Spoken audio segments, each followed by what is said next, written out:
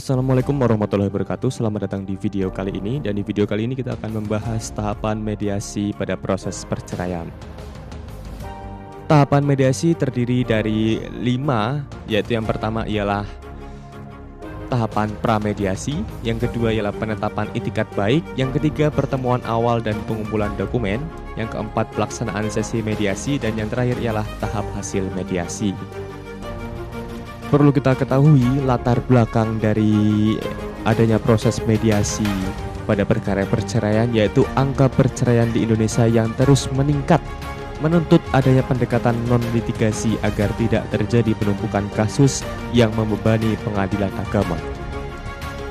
Mediasi hadir sebagai jawaban atas kebutuhan itu.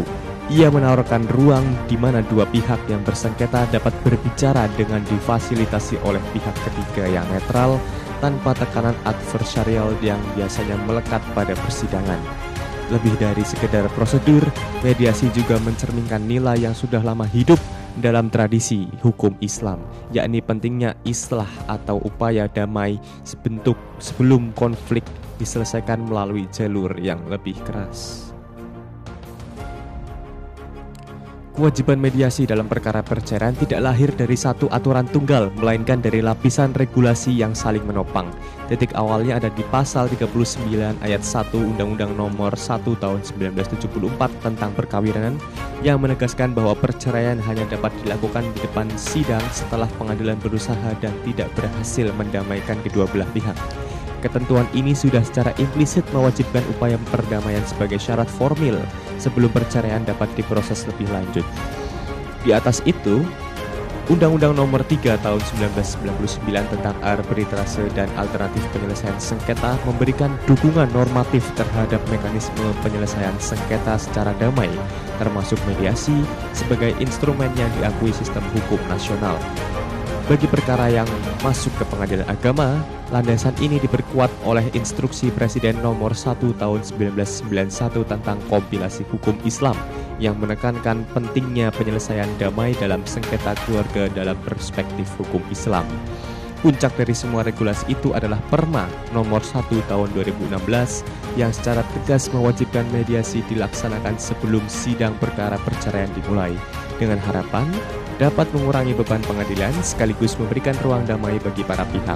Perma ini bukan sekedar pembaruan administratif dari regulasi sebelumnya, ia memperkenalkan konsep itikat baik sebagai syarat substansif yang berarti kehadiran fisik saja tidak cukup untuk memenuhi kewajiban mediasi.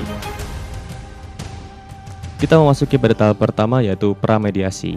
Proses ini dimulai jauh sebelum para pihak duduk berhadapan dengan mediator. Pada tahap pramediasi, hakim pemeriksa terlebih dahulu menjelaskan mekanisme dan manfaat mediasi kepada para pihak, kemudian memberi kesempatan untuk memilih mediator sendiri paling lambat 2 hari kerja setelah sidang pertama. Jika tidak ada kesepakatan, hakim ketua yang akan menentukan. Sebelum sesi dimulai, kedua pihak wajib menyatakan itikat baik.